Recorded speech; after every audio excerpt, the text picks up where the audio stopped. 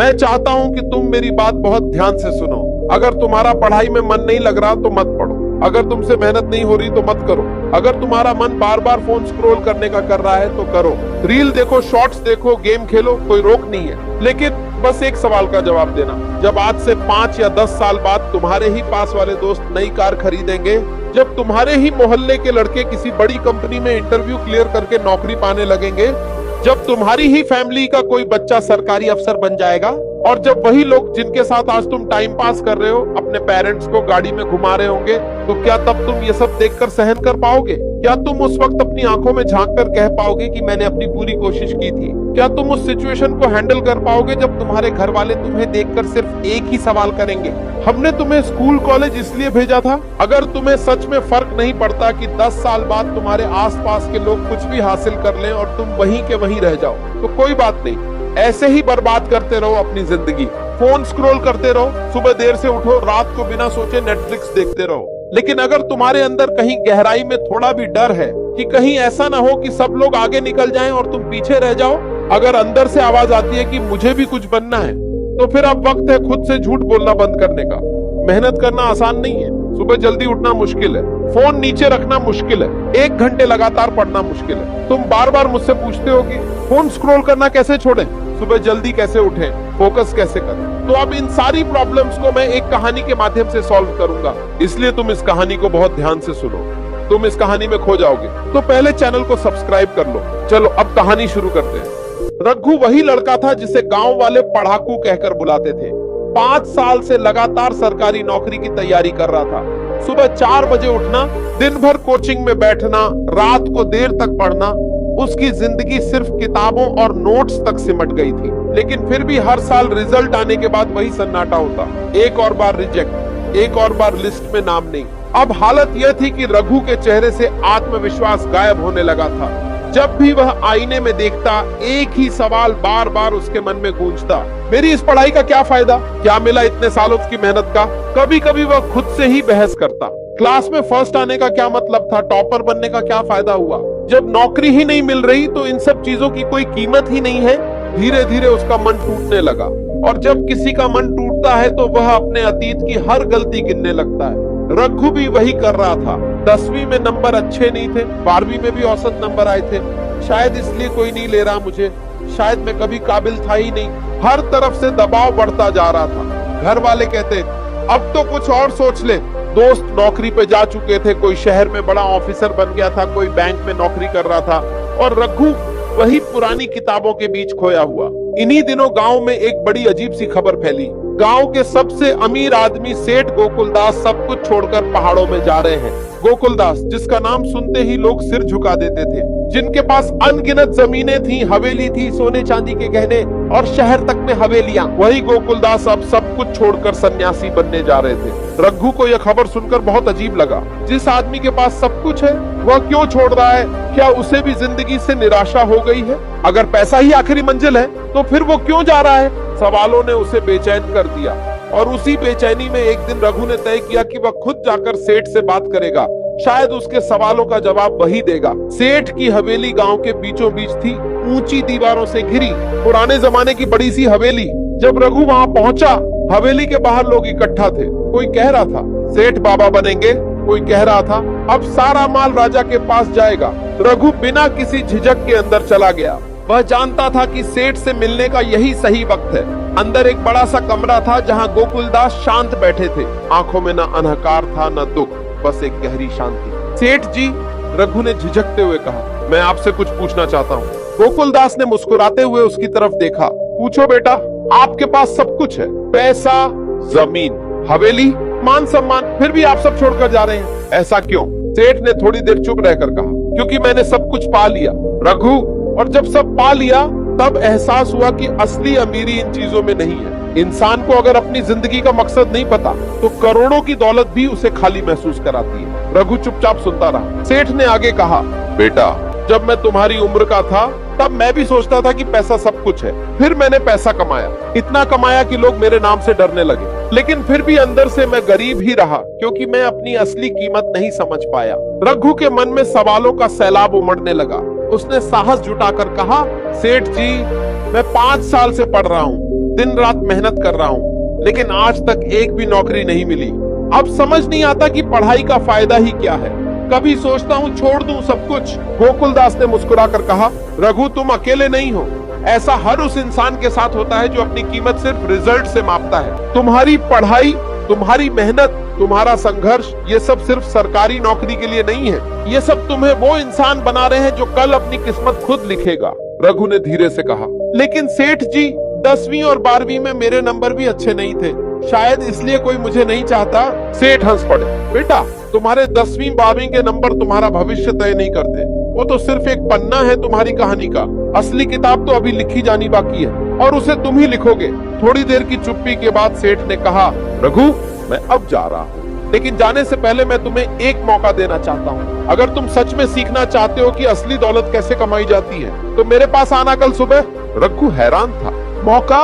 कैसा मौका? सेठ ने सिर्फ इतना कहा, जो तुम 5 साल से किताबों में नहीं सीख पाए, वो मैं तुम्हें कुछ दिनों में सिखा सकता हूँ, लेकिन एक शर्त है, तुम्हें वही करना होगा जो मैं कहूँगा। रघु ने बिना सोचे कह दिया, मैं तैयार हूँ। सेठ ने सिर हिलाया और कहा, ठीक है, फिर कल सुबह सूर्योदय से पहले हवेली आना, वहाँ से तुम्हारी असली शिक्षा शुरू होगी। उस रात रघु देर तक सो नहीं सका। उसके मन में डर भी था, उत्सुकता भी।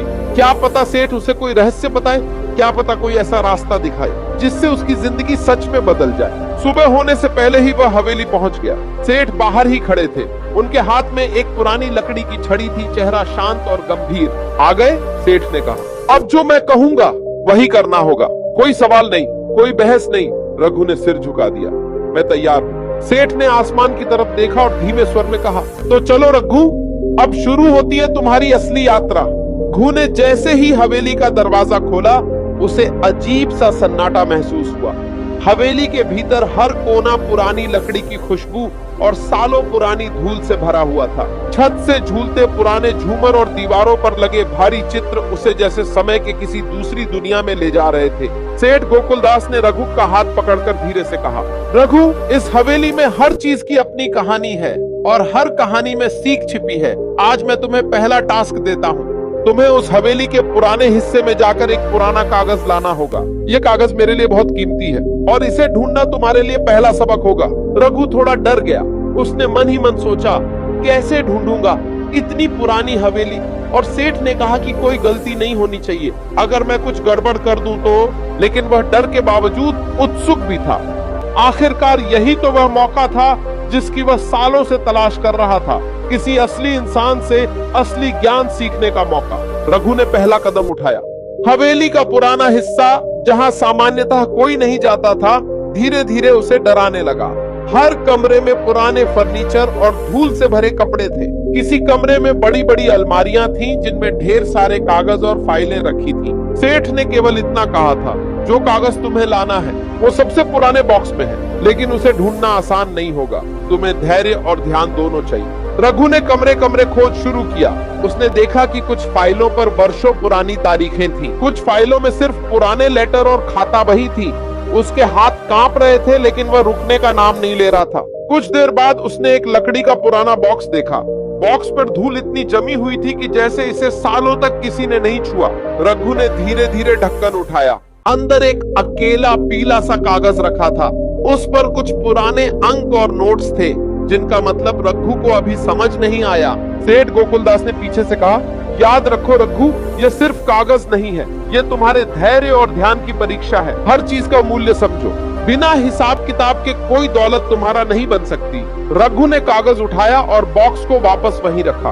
उसे अभी नहीं पता था कि यह कागज उसके जीवन में कैसे बदलाव लाएगा, लेकिन उसके मन में एक अजीब सी भावना थी, जैसे उसने पहली बार सच में कोई काम ध्यान और मेहनत से किया हो। रघु ने महसूस किया कि यह टास्क सिर्फ कागज लाना नहीं था, यह उसे यह सिखा रहा था कि किसी चीज की कीमत उसे पाने की मेहनत से ही पता चलती है। सेठ ने धीरे से कहा, ध्यान रखो रघु, दौलत केवल पैसों में नहीं होती। कभी कभी असली दौलत वो है जो तुम्हारे अंदर बनती है, जैसे धैर्य, समझदारी और मेहनत करने की क्षमता। जब तुम यह सीख जाओगे, तब असली दौलत तुम्हारे कदमों में होगी। रघु ने सिर हिलाकर समझा। उसे अब धीरे धीरे एहसास हो रहा था कि सेठ ने उसे क्यों हवेली में भेजा। ये केवल भौतिक कागज नहीं था, ये एक संकेत था, एक टेस्ट था। सेठ ने रघु की तरफ देखा और गंभीर स्वर में कहा, अब तुम्हें दूसरा टास्क मिलेगा, ये कठिन होगा। याद रखो, जो कुछ भी तुम देखोगे वह हमेशा सीधे साधे तरीके से नहीं दिखेगा। सबक पाने के लिए तुम्हें खुद मेहनत करनी होगी और सोचनी होगी। रघु के मन में उत्सुकता और थोड़ा डर दोनों थे। वह जानता था कि अब असली यात्रा शुरू हो रही थी। हवेली का यह टास्क केवल पहला कदम था, आगे और भी कठिन रास्ते थे जो उसे उसकी असली मंजिल तक ले जाएंगे। रघु ने कागज हाथ में लेकर सेठ की तरफ देखा। सेठ जी, मैं तैयार हूँ, जो भी टास्क होगा मैं पूरा करूंगा। सेठ मुस्कुराए और कहा, ठीक है रघु, ये शुरुआत है, आगे जो सीखोगे वो तुम्हारी जिंदगी बदल देगा। लेकिन याद रखो, सबक केवल तब तक काम करेगा जब तुम इसे सिर्फ ढूंढने के लिए नहीं, समझने के लिए करोगे। रघु ने सिर हिलाया। उस रात वह देर तक नहीं सो सका। हवेली की पुरानी लकड़ी, धूल और कागज का अजीब सा मिश्रण उसके दिमाग में घूम रहा था। और इस तरह रघु की असली यात्रा शुरू हुई। एक यात्रा जो केवल नौकरी या नंबरों तक सीमित नहीं थी, एक यात्रा जो उसे सच्ची समझ, मेहनत और दौलत का असली अर्थ दिखाएगी। रघु अगले दिन सूर्योदय से पहले ही हवेली पहुंच गया। सेठ गोकुलदास पहले से ही बाहर खड़े थे। उनके चेहरे पर वही शांति और गंभीरता थी जो रघु को हर बार अजीब तरीके से प्रभावित करती थी। आज तुम्हें दूसरा टास्क मिलेगा रघु, सेठ ने कहा। पहले टास्क में तुम्हें हवेली का पुराना कागज लाना था। यह तुम्हारे धैर्य और ध्यान की परीक्षा थी। अब तुम्हें मेहनत का असली स्वाद चखना होगा। रघु ने उत्सुकता से पूछा, सेठ जी, मेहनत का स्वाद? सेठ ने हल्की मुस्कान के साथ कहा, हाँ बेटा, तुम्हारे गांव के चारों ओर के खेतों में मैंने बहुत कुछ छुपा रखा है। तुम्हें उन्हें जोतना है। लेकिन ये सिर्फ खेती नहीं है, ये एक परीक्षा है तुम्हारी लगन, धैर्य और समझदारी की। और एक बार जब तुम इसे पूरा कर लोगे तब तुम्हें असली इनाम मिलेगा। रघु के मन में डर और उत्सुकता दोनों थे। उसने सोचा, गांव के खेत जोतने से क्या सीख सकता हूँ? क्या इसमें सच में कोई रहस्य छुपा है? सेठ ने रघु को गांव के खेतों की ओर ले जाकर कहा, ये खेत केवल जमीन नहीं है, हर खट, हर मिट्टी का टुकड़ा तुम्हें एक सबक देगा। तुम जितना मेहनत करोगे उतना ही इनाम मिलेगा। लेकिन धैर्य रखना होगा, जल्दबाजी में तुम कुछ भी नहीं पा सकोगे। रघु ने हल उठाया और पहला खेत जोतना शुरू किया। सुबह की ठंडी हवा, मिट्टी की खुशबू और हल की आवाज ने उसे पहले से भी ज्यादा सतर्क कर दिया। हर बार हल जमीन में जाता, मिट्टी उड़ती और रघु के हाथों में मेहनत का दर्द होता। शुरुआत में तो वह थक गया। उसने सोचा, तो ये सब क्यों? सिर्फ कुछ खेत जोतने से क्या मिलेगा? लेकिन जैसे जैसे दिन ढलता गया, रघु का मन बदलने लगा। उसे महसूस हुआ कि यह काम केवल जमीन को जोतने का नहीं है, यह उसे धैर्य, लगन और स्थिरता सिखा रहा है। कुछ घंटे बाद रघु ने देखा कि खेत में कुछ अलग सा चमक रहा है। उसने मिट्टी हटाई और देखा कुछ पुराने सिक्के और छोटे छोटे सोने के टुकड़े। रघु का दिल तेजी से धड़कने लगा। उसने सोचा, ये क्या है? सेठ जी ने सच में कुछ छुपा रखा था। लेकिन फिर तुरंत उसे एहसास हुआ, अगर वह किसी को यह बता देगा तो राजा या कोई अधिकारी आकर इसे ले जाएगा। सेठ ने पहले ही कहा था, असली दौलत वही है जो काबिल इंसान अपने लिए समझे और संभाले, ना कि दूसरों को दिखाए। रघु ने धीरे से सिक्के अपने कपड़े में रखे और जोतना जारी रखा। हर खेत, हर कोना, हर मिट्टी का टुकड़ा उसे कुछ नया सिखा रहा था। कड़ी मेहनत और लगन से ही असली इनाम मिलता है, यह उसका पहला असली सबक था। दिन ढलने के साथ साथ रघु का शरीर थक चुका था, लेकिन मन संतुष्ट था। उसे समझ आया कि यह टास्क सिर्फ सोने के सिक्कों तक पहुंचने का नहीं था, बल्कि उसे यह सिखाने का था कि सफलता बिना मेहनत के कभी नहीं मिलती।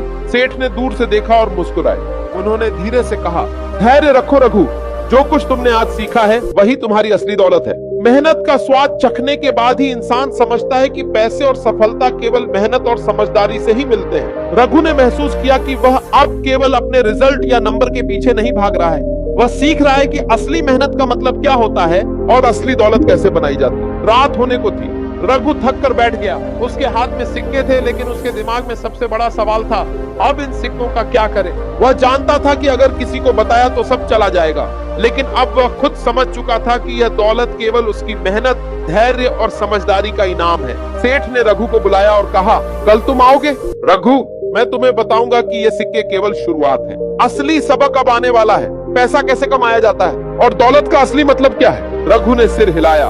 उसके मन में अब कड़ी मेहनत और रहस्य की समझ दोनों थे, और वह जान गया था असली यात्रा अब भी शुरू हुई थी। रघु ने हवेली के सामने खड़े होकर गहरी सांस ली। हाथ में आज के दिन जोतने के खेतों में मिले सिक्के थे और मन में अजीब सी बेचैनी और उत्सुकता। सेठ जी, रघु ने अंदर जाते हुए कहा, मैं लाया जो मैं ढूंढ पाया। सेठ गोकुलदास ने उसकी तरफ देखा। आंखों में वही गंभीरता, वही शांति। उन्होंने सिर हिलाया और कहा, ठीक है रघु, तुमने पहला और दूसरा टास्क पूरा कर लिया। अब मैं तुम्हें असली सबक देने जा रहा हूँ। ध्यान से सुनो, क्योंकि जो तुम आज सीखोगे वही तुम्हारी आने वाली जिंदगी बदल देगा। रघु ने सिर झुका दिया। उसे पता था कि अब केवल सुनना और समझना है। सेठ ने एक सिक्का उठाया और कहा, देखो रघु, ये जो तुम्हारे हाथ में है ये केवल धातु का टुकड़ा है। असली दौलत इसमें नहीं है। असली दौलत वह है जो तुम्हारे हाथों से और दिमाग से कमाई गई हो। मेहनत ही असली दौलत है। अगर तुम बिना मेहनत के दौलत के पीछे भागोगे तो वह कभी तुम्हारा नहीं बनेगी। रघु ने धीरे धीरे सिक्कों को देखा। वह समझ गया कि यह टास्क केवल सोने के सिक्कों तक पहुंचने का नहीं था, बल्कि उसे यह सिखाने का था कि मेहनत का मूल्य समझना कितना जरूरी है। सेठ ने आगे कहा, किताबें, नंबर और टॉप होना तुम्हें केवल शुरुआत देती है। असली दुनिया में वही सफल होता है जो लगातार मेहनत करता है, गिरता है और फिर उठता है। आज तुमने खेत जोते, ये मेहनत ही तुम्हारे अंदर बदलाव लाएगी। रघु ने धीरे धीरे सिक्कों को देखा। वह समझ गया कि यह टास्क केवल सोने के सिक्कों तक पहुंचने का नहीं था, बल्कि उसे यह सिखाने का था कि मेहनत का मूल्य समझना कितना जरूरी है। सेठ ने आगे कहा, किताबें, नंबर और टॉप होना तुम्हें केवल शुरुआत देती है। असली दुनिया में वही सफल होता है जो लगातार मेहनत करता है, गिरता है और फिर उठता है। आज तुमने खेत जोते, ये मेहनत ही तुम्हारे अंदर बदलाव लाएगी। सेठ ने रघु को पास बुलाया और कहा, दूसरा रूल यह है कि पैसे का सम्मान करो, लेकिन उनसे डर मत।